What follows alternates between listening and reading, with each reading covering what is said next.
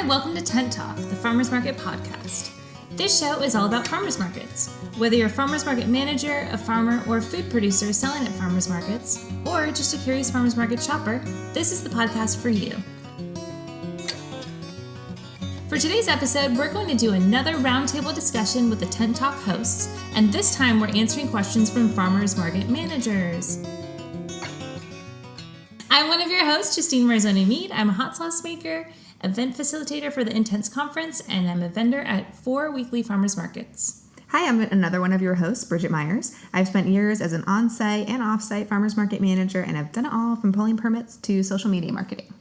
And I'm Kat Fields-White, Director of San Diego Markets, founder of Intense Business, really looking forward to the Intense Conference, and I'm still a market manager, so I'm still hauling barricades every week.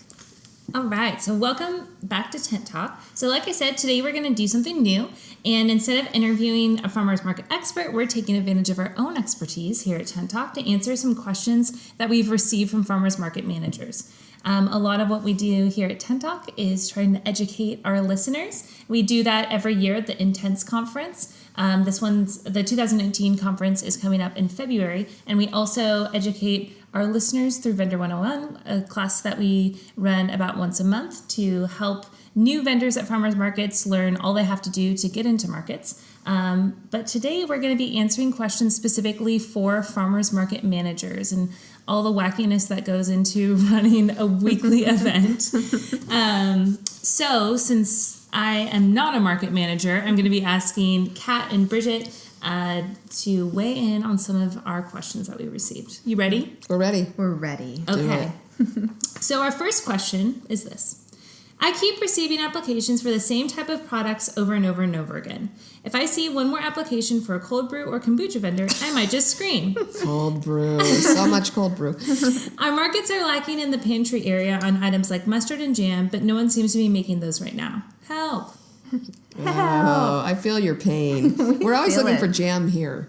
You know, we're in San Diego and we have a year-round growing season, and I don't think people grow up making jam. It's not like we think we have to preserve things. So we're always missing that too. But what we've found effective is posting on your website. We have a vendor needs page that we ask people to read before they apply, and we update that pretty regularly with what's missing in the market and what we're really looking for. Yeah, I think that's really helped us too, because before we put that page up, we still get a lot of duplicate applications, but we got a lot more than we do now, because I think people will really read that and they say, oh, okay, this market isn't for me, or if I have a different product line, that'd be better to apply at this market with. And then also, I know we do like a little recruiting. So recruiting vendors is kind of delicate, I think, a delicate process, because you don't want to be stepping on other markets' toes. I wouldn't want a market manager to come to my market and try to, scalp my vendors. Right. Poach, not scalp. Yeah, not poach. Scalp. We're not selling them. Pretty harsh. No poaching, vendor poaching. But at the same time, if I have a Tuesday market, I don't think it would be out of line to go to a Friday market and find some vendors that I liked and say, hey, if you want to do more than one market a week, I have this Tuesday market. Agreed. That's how we manage that etiquette thing too. Yeah. You look for vendors at a market on a different day. Yeah, exactly. Or I go to a lot of special events just as a special event attendee, because I like to get out and do those kind of things. So if I see vendors there that maybe aren't at any weekly events, they just do a bunch of special events, that's a good time to talk to them and say, have you ever considered doing a weekly farmers market? You could have a steady revenue income and still do special events on the side. So there's a good way to recruit, and so doing some recruiting might help you get applications that you're more interested in. Yeah, that's true. Mm-hmm. I actually went to the state fair last year and went to that little section where you get an award for the best pie, and you get an award for the best jam and the best pickles and that kind of thing, and wrote down people's names and then stalked them. Being the expert Facebook stalker that I am, hunted down some people and actually found a couple of people that were making things that we were interested in. They'd never thought of being in farmers markets. I think a couple of them came to a Vendor 101 class, and one of them's almost ready to launch. Oh, wow. Yeah, you got to put some effort in sometimes to find those vendors that you really want at the market. That's right. Or check out craft fairs or stuff like that. Yeah, perfect. Yeah. Etsy fairs, that kind of thing. And I would also say never turn your nose up at vendors that are vendor applications that are coming in, even if you think your category is saturated, because I know at some point we had 1,000 granola vendors and then that were applying, and then we had a bunch in our markets, And then all of a sudden, like all of our granola vendors moved away or quit or opened up a shop or a bakery or something. And then we were in desperate need of granola That's at our true. markets. They tend to come in waves, Yeah. and then sometimes they leave in waves. It's really odd. And Exactly. and then you do have that open again. So good idea to, even if that cold brew guy is the 100th one you've gotten, be sure and tell them we're full right now, but we'll keep your information on file, and then do that. Keep their information on file. Yeah. Still be polite. If you have an idea of another market that might need cold brew, send them that direction. It'll be helpful to the vendors too, and maintain that relationship. Yeah, absolutely. And do you ever straight up just suggest to an applicant that they Make something else. If it's a related... We do that a lot in Vendor 101, where we've got a Yeah. little more time to talk with people. If there's something that was closely related, I might suggest it to people. Yeah, like if they make kombucha, you could be like, maybe make sauerkraut, like, or something that is ferment also something fermented. else. Yeah. Sometimes I'll ask them if they make something else. Anything else that you're really good at, that you're excited about? Yeah, that's a good idea. When they're applying to us, they probably have like their product line pretty much. Yeah, the point that they get to the Done, application, they've got Yeah. labels. You know, Yeah. they're already... So we could ask if they really want to get into our markets, but sometimes it's just about they need to just apply at a different market or wait. Yeah. I've got a made it really out. good popsicle guy that I'm having a conversation with now, because his popsicles look a little like fair food, but deep down they're actually healthy. He's using really quality ingredients, but then he coats them with marshmallows and graham crackers and things like that. And so we're having this conversation right now about if you made some fresh fruit popsicles that used local produce and they looked a little bit more healthy, I'd be delighted to host you at the market. And so he's working on some new things. So good. Yeah. Cool. I'll help them along. Cool. All right, good answer. Okay, this is actually kind of related. So I think this is a good next one. So we receive a lot of samples from potential vendors that honestly aren't good at all. I have a hard time giving them honest feedback because I feel like I'm crushing their dreams. What should I do? Kat can answer this because she's the dream crusher, and she will tell. No, I mean, That's pretty harsh coming from her daughter. Wow. you're just crushing I'm everyone's kind of feeling dreams. bad now. Not in a general way, but not in a bad way either. This because- specific Not in a farmer's bad market way. way? A dream crusher, but not in a bad way. Okay, that was phrased incorrectly. What I'm saying is that you are great at giving critical feedback. I feel like that hole's getting deeper. Constructive criticism. Oh, constructive criticism. Now we're going in a better direction. But I think it's helpful because sometimes we get samples that are just so terrible. They're disgusting. We get samples and we have a tasting panel that's at the office here, and so people drop off samples and leave, and literally we're like, 1, 2, 3, not tasting that. It looks gross. Or we taste a little bit of it and we just talk about no, it's bad. But this person is really far along in their business. They're applying at markets, so they have a product line, they're ready to get their food facility permit. So I think it's helpful as a market manager if you do have that honest conversation with them. And so that's good, Kat, that you do that. And just say, hey, our tasting panel tasted it and we just felt that. Well, I try to be specific. Yeah. So instead of just saying, this product doesn't work. It was bad. It was bad. And then some people are non-confrontational market managers and they'll just say, we're full, sorry, and leave it Yeah. at that. I do actually feel for entrepreneurs. I've seen people start really excited about things, and closing a business is painful. That's a really hard thing for a small entrepreneur. So we honestly don't ever want to encourage somebody to start that we're pretty darn sure is not going to make it. But what I do try to do is, it's kind of like when you're saying, if you ask them if they make something else, or I'll say, 6 out of 7 of our panelists thought this was really, really oversalted. Trying to give some really specific tips about what's wrong with that product. Yeah. If you changed it to this, we do a lot of that with packaging. Actually, the product's pretty good, but the packaging is just not appropriate, and so we'll make suggestions. But we've also definitely made suggestions about this isn't seasoned properly, and maybe try something else because a majority of our panel had that same comment. So we do try things like that. Some products just Are not good. they're just ahead of their time. Ahead of their time, That's not nice. quite there yet. Avant-garde. So And nice. sometimes you just have to say, a number of people tried it. We do use a pretty big panel so that it's not just, I don't like overly sweet things. Bridget doesn't like really spicy things. But we have 6 or 7 people. We have our neighboring office people come in and try things so that we get a good preponderance of opinions.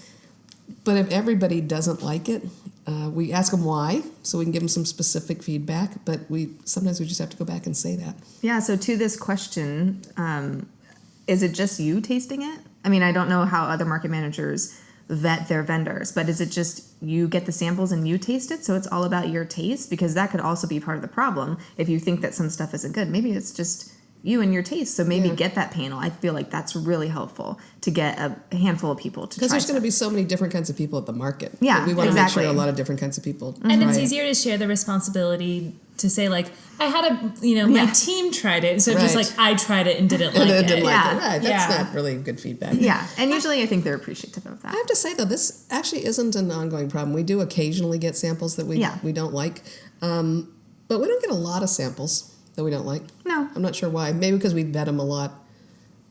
I mean, if somebody's describing, we ask for very specific product descriptions, and if somebody's describing to me candy-coated kale chips, I'm probably going to weed them out before they get to the sample stage, Well, honestly. yeah, and I don't know. I think if people, maybe they apply with samples at some markets, and so it's like you don't have time to vet anything. We ask for application, very detailed information, and we won't even ask for samples unless it sounds like something we would want in the market. Yeah. We don't want to Right. waste someone's time. We don't want Right. to take your product if we're not going to take it in the market. So that also helps us not receive a ton of products that aren't good. Tell the truth, though. If somebody applies with cupcakes, even if we don't have room, you always ask for samples, don't you? I mean, if you want to bring me a cupcake, I will eat it. I do have to say, as a vendor at the market, it is really helpful to get feedback from kind of like somebody who's not your family and friend, because your family and friends lie to you. Yeah. They want you to succeed, and they want you to... They don't want to crush your dreams. Yeah, they don't want to be your dream crusher. So it's important to get that feedback from somebody else before you go to the market, because it's a lot easier to get that feedback before you get into markets and you're getting that negative feedback from the people at the farmers market. Yeah, because Yeah. that's a real dream crusher. Yeah. Yeah, exactly. Yeah. Not just, I mean, you want to do it behind the scenes before you get in front of a big crowd of people. Yeah. And sometimes just one person will like it and it will work. I want to Yeah. talk about Wild Water and how she brought water Oh bottles my in. gosh, we all thought it was crazy. It wasn't that it was horrible. I mean, it was water. It didn't taste It was bad. like a cool glass water bottle that was cool in itself. And then she cut fruit and put the fruit in the water bottle and put water in it. And everyone in the office was like, is this a joke? Like, how lazy are you that you need someone to cut your fruit? And then I came in that day and I was like, ooh, someone cut fruit up and put it in a water bottle. I was all you go. about it. And I thought it was so great. And I love it. And I love her product. And a lot of people agreed with me and a because she's lot of very people successful. do like it. Yeah, Yeah. every once in a while we see a product that we're a little baffled by, a little head scratching. But if even one of us likes it and they're really enthusiastic about it, we've put things into the market that it's turned out, there's a whole group of people that just love that product. Yeah, so that's why it's good to have a range, because I think a lot of people in our office specifically, we're like foodie people and Sure. chef. I won't include me in that because I'm not chefy, but a lot of people who cook and prepare food work for the farmer's market. And so if you show them a sample of just some cut fruit, they may not think it's very exciting. But if you get an opinion of someone who's like really busy, and I'm the only one who has little kids here, so it's like that appealed to me because I'm just busy and on the Yeah. go. So I need someone to cut my fruit for me. I just sound lazy right now. But anyways, I would tell this person, make sure you have a few people testing your samples, and then also do give honest feedback and just say it in a nice way, because Honest and specific. yeah, it's specific. Yeah. All right. Okay, we got another one. Okay.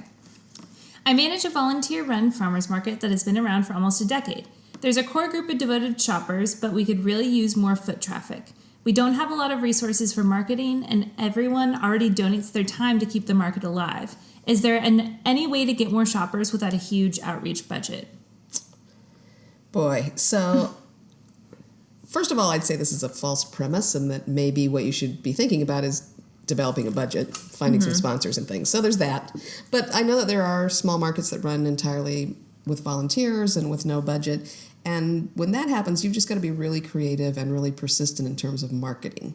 So we have Charlotte Smith from Farm Marketing from the Heart. Yeah. Yeah. And she teaches a lot about relationship marketing. And so I think that both the manager and the individual vendors need to be really ramping up their relationship marketing. So if you've got kind of a small audience to draw on, you're in a small town, it's a small market, every single person involved, from the manager right down to the farmers, needs to be really relating to the people that do show up, and needs to be working on things like email newsletters that address not so much describing you and your product, but describing what your customers' pain points are that they can solve by showing up at the farmers market.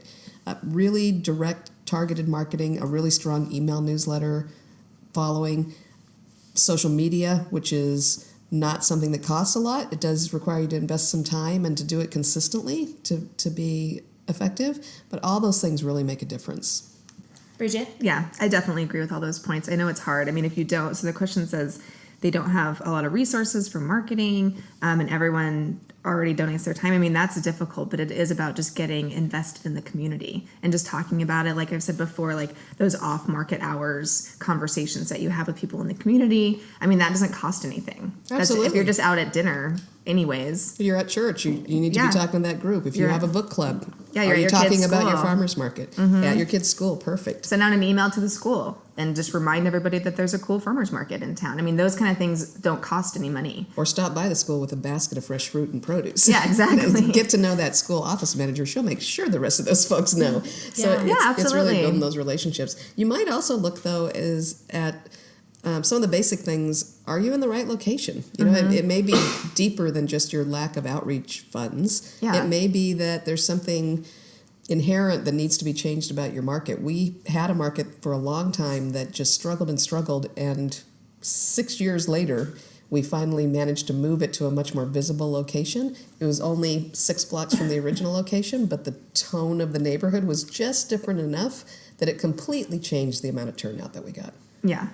Also, I think that maybe you need more vendors, or maybe Absolutely. the vendors that you have in your market aren't filling that niche that your community is really looking for. Maybe you need more farms at your market, or maybe your neighborhood wants more baked goods, or maybe they want music. We There's don't really definitely know. a critical mass that you need to Yeah. attract people. You have to have enough strength in your market that it's worth people taking time out of their busy day to drive over there and find a place to park and get out and shop. You're up against all those other grocery stores in town, so you have to make sure you've got a good variety of things that make people want to come. Yeah, make sure you're offering Yeah. something. And I mean, we unfortunately don't know a whole lot about this, but maybe it could be something like you don't have parking, or Sure. Yeah.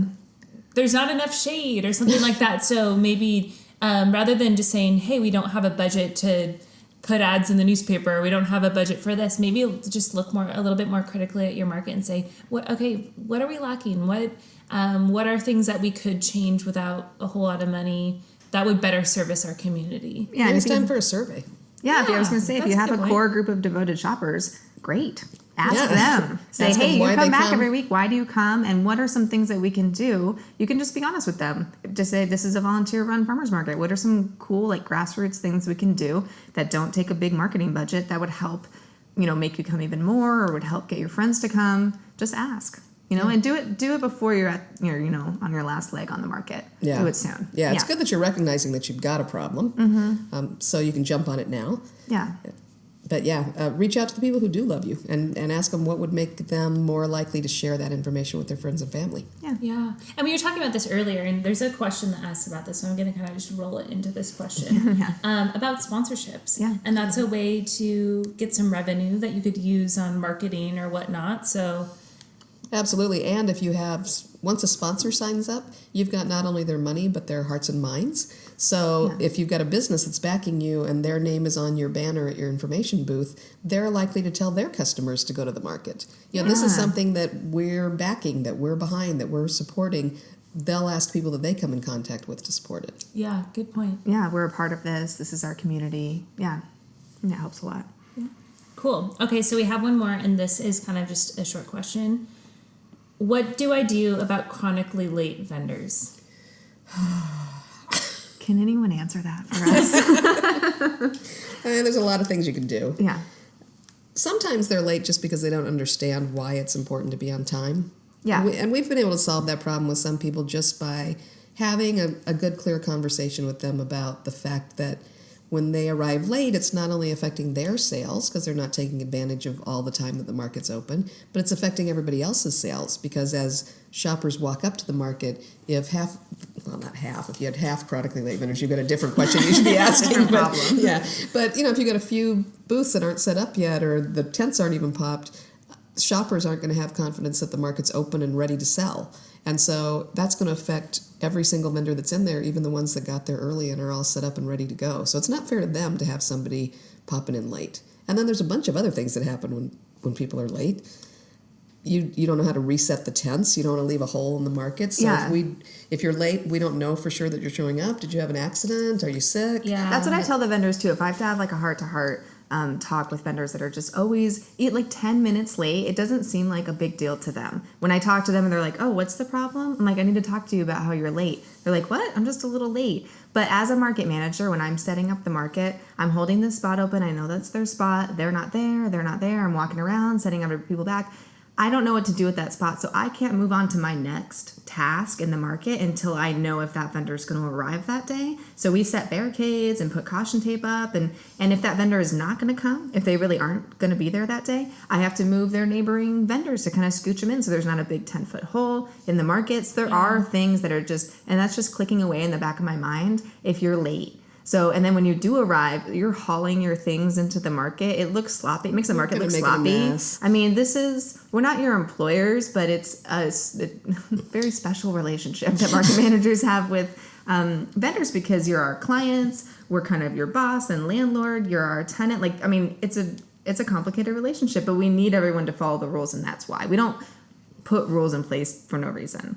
And I think maybe backing this up a little bit, if all market managers could just get on the same boat and if everyone could require that their vendors show up on time, that would really help us, because we've had vendors come to us say, well, in my other markets that I do, that market manager doesn't care. We just kind of show up whenever, like within market opens at 10, we can get there like 10:15. It's not a big deal. Well, you're training the vendors to act like that, and then it affects all the other markets. So if I could just please give you some advice. If we could all just get on the same boat here. If you want your market to open at 10:30 instead of 10, just say 10:30. Like if you want to sleep in or something, just change the start hour of your market. But be consistent with the vendors because they need that consistency. Yeah, because it's a basic retail premise is that one of the things that drives shoppers crazy is not being able to trust what you say as a retailer. You know, if you go to a restaurant that opens late, or that, I know this is one of your pet peeves, Bridget, that they're not that busy, so they close early. No. You've driven down. If you have a restaurant like that, I'm not going there. You need to have posted hours, and you need to be open. Shoppers need to be able to trust your hours. Yeah, absolutely. Yeah. So, okay, good. So, so you gotta have a heart-to-heart with them. Yeah. Gotta tell them the reason why. Yeah. But let's just say Justine's going to give us a great vendor, super unique product, and they just can't get their stuff together. They can't be there in time. What do you do? I mean, it's a funny thing about vendors. Part of what makes some vendors so wonderful is that they're kind of creative folk. You know, if they were really good at showing up on time, they might have a real job. We're dealing with a lot of entrepreneurial people are a little bit more free-spirited, and we know that. They're in the time-space continuum of that's life. Right. And honestly, we have canceled a vendor's reservation more for closing early. Somebody that won't listen to that rule, that really is a hard and fast one. And we have talked to people and said, if you can't make it on time, you can't conform to the rules that we've got, we're just not going to be able to host you at the market anymore. And usually then they kind of get it together and get on top of it. But there are some people that just have a really unique product. We really like them. They're wonderful once they get there. They're always 10 minutes late. And so sometimes the answer is that you move them to a part of the market that's maybe towards the very end of the natural traffic flow. So at least they're not in other vendors' way. And hopefully by the time the shoppers arrive, enter the market and make their way up to that end. Hopefully by then they're set up. So sometimes we do that. And sometimes actually that gets their attention and it's important enough to them not to be at the end of the road. Yeah, you exile them. And then they give them a little timeout. We give them a timeout. And then sometimes they reform. But you know what? Sometimes they just can't. Sometimes they're just that. Entrepreneurs are a funny bunch, and sometimes it's just in their nature that something in that one corner of their head that doesn't want to be told what to do includes they don't want to be told what time to get there. Yeah. And if they're a good enough vendor other than that, sometimes you just find ways to work around that. And they're not rude about it when you're having discussions with them if they're open to it. If we really know it's just their personality and that kind of their character. And they have a good product. And they have a good product. Yeah. If you have a so-so product, don't push it. Okay, you better get there super early. Or not necessarily so-so, but something where there's a whole bunch of people applying that are in your category. You know, I'm more likely to accommodate an artisan hot sauce vendor who's a little bit late than I am, honestly, you are. somebody who's making scones and cinnamon rolls, because there's just so many applicants in the baked good category. Yeah, so know where you fall in that. And that's just I kind of hate to say this out loud. Are there vendors listening? we hope there are. Hopefully. Yeah, hopefully. Who is this for? Don't push it.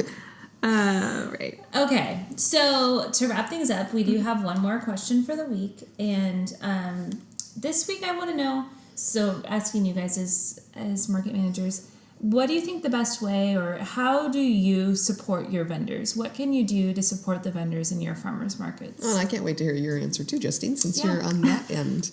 Tell us. I would, you know what I think is interesting is when I started my very first market, it got to be Christmas time, and I gave each of my vendors a Christmas card. I think that first year it was just a Christmas card, actually. And then the year after that, it was a card and a T-shirt. And I've never seen people get so excited about a little token. But I had been in different kinds of businesses all my life, most often food businesses, but I was used to giving my clients and my staff a little Christmas bonus or a holiday anniversary card or lunch out, you know, when they've been with me for a certain amount of time.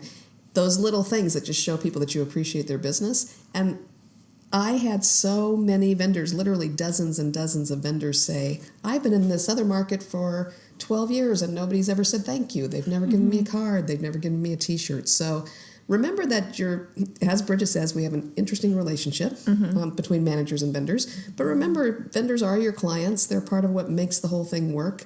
And showing a little appreciation for all that they go through to show up every day is not a bad thing. And they really, really appreciate it because they're not often being treated by that, I'm afraid.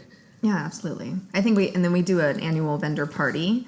Right, it's grown into that. That's it's really so much fun. And I mean, it's just like we get together after the big Saturday market and we find a little place to hold it in that neighborhood, and people bring food, they bring like their own dish to share. And we bring beer and wine. Yeah, I was going to say the best way to support your vendors is an open bar. Yeah. I'm just kidding. If everyone just had an open bar, it'd be great. But they can like bring their kids, and there's always music, and it's just there's no expectations, and it's just like, hey, thanks for making this market great. We all work hard to make it great. Let's celebrate that. And it's such a cool time because it's the one time when all those people that are in the same market, they're not busy talking to customers. They're not busy managing their booth. They actually get to talk to one another. Yeah. And that's really fun to see. Because I'm always surprised because I walk around constantly the whole time I'm managing. A lot of vendors don't even know each other and that makes sense because you're staying in your booth, hopefully. So, I mean, if you're a good vendor, you don't know a lot of other vendors because you're in your booth. But the parties and just kind of getting together, I mean, I think that's really vital to those relationships. And then I would also say, like, really learn about the vendor's story and their product.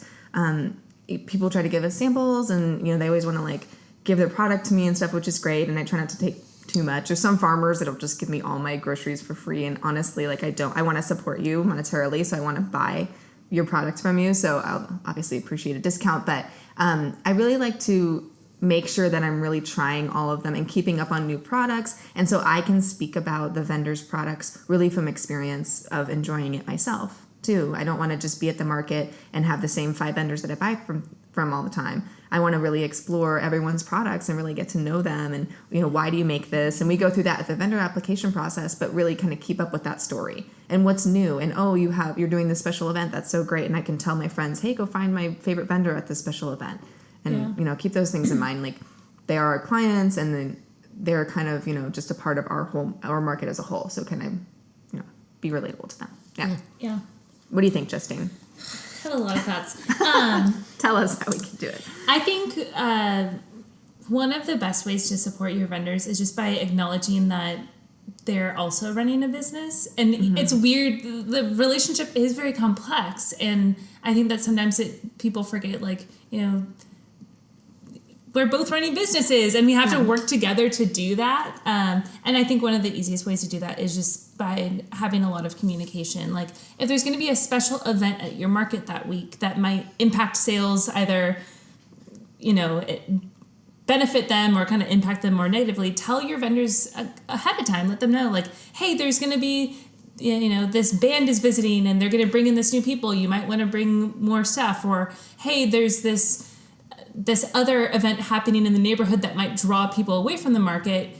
keep that in mind this week, just so we can prepare or just, mentally prepare, just know what's going on. I think as much as the vendors are kind of tuned into what's going on behind the scenes to make the market work, it just makes us feel, even though we might not have control over it, it makes us feel involved and feel like we're being considered in those decisions. And yeah, getting to know your vendors is really helpful. It's nice when you're in a market where the market manager knows your name. They know what product you sell. When you're giving them rent for the week, they say, "Hey, thanks, Justine," or and it just makes it feel that much more personal than if that you see the market manager every week and they still don't remember who you are, or they don't know what your product is, or they don't know how it tastes. Okay, I'm guilty of not necessarily knowing people's names. I'll say, "You there, pigeon sauce guy." Well, we don't either. Like, we'll just be, we call guac shack. That's like what we type in our phone or whatever. Yeah. But I do know what they make. I'm good at that. I try to learn everyone's name, and I wish everyone wore a name tag. And at one of the markets, I gave all the vendors name tags, sticky name tags, and made them wear it. It was That like was the best day of awesome. my life, and the shoppers appreciated it because shoppers. I know sales went up. Yeah, sales really did go up. It makes everyone should wear a name tag every day of the week and just their whole lives. That's my opinion. But I feel like well, maybe that's your Christmas gift you give us this year. Give us a name tag. Yeah, we actually have given out name tags, and a small percentage of people kept them for any length of time. Some people just kept them for a few weeks. But maybe nicer name tags, those cool wood laser name tags. We've thought about that. Because that just helps us, like, we're all part of this together. So we have name tags, you guys have name tags, we get to know each other. I mean, sometimes the vendors don't know our names, too. This one vendor called me Sarah for like 2 years, and I just let him do it. Enough. Yeah, close enough. Bridget, Sarah, it's fine. But if we were all wearing name tags, people might say, like, "Where's the central register?" Yeah, I know. Do we all work at the same store? We're going to have a uniform shirt. No, but that's a good point, is to really, like, recognize the vendors and just don't come around and just put your hand out for the rent. Say, "Hey, how's it going?" Sometimes if we say, "Hey, how was your day? How's your stuff?" Then we get a long story, and then that turns into one other thing. And I will say being friends with the vendors is one thing. I've developed friendships with vendors, but I do try to kind of draw a little bit of a line, and I don't develop like deep friendships with vendors on purpose. I don't like go out with them and stuff while they're currently vendors, just because that gets a little dicey sometimes. Because then if they're late and I have to yell at them, it's weird. Because then it's like they'll say, "Well, you're my friend." So I mean, and it's like my mom is the owner of the company that I work for. So if they're like, "Your mom was mean to me," I mean, it gets into a whole, or nice to me. I guess I should. That's what they say. That's what they say. Your mom She's was so not nice my mom. to me. She's Sarah's mom. Sarah's mom is nuts. But it is, I mean, it's nice to have a friendly relationship with the vendors. It really helps, I feel like. Because, and then also, if you're friendly with them and you've developed a relationship and you know their name, then you can say, "Hey, Hayden, stop being late," and just like tell them, and then they might listen more if they know that you know them. Learn their middle name so you can say, Oh, that's a good Hayden Edward. idea. you can call them their full name, and then they won't be late anymore. I'm writing this down right now. Everyone's name tags are going to have their first and middle name. This is great. Great advice, guys. I mean, thank you so much for listening along today. Thank you, Bridget and Kat, for giving your advice. And we really encourage you, if you have more questions, market managers, vendors, farmers, please send us your questions. We love to answer them. We love doing these roundtable conversations where we just answer questions as three. Also, if you have more questions, come to the Intense Conference. The 2019 Intense Conference is going to be held in San Diego, February 24th through 26th. You can find out more at intenseconference.com, and you can check out our Instagram at Intense Business. Also, we do send out a weekly newsletter, so you can sign up online too. And yeah, thanks for listening. Make sure you subscribe to our podcast so you don't miss our next episode. Feel free to leave us a review on iTunes. Tell us how you like today's.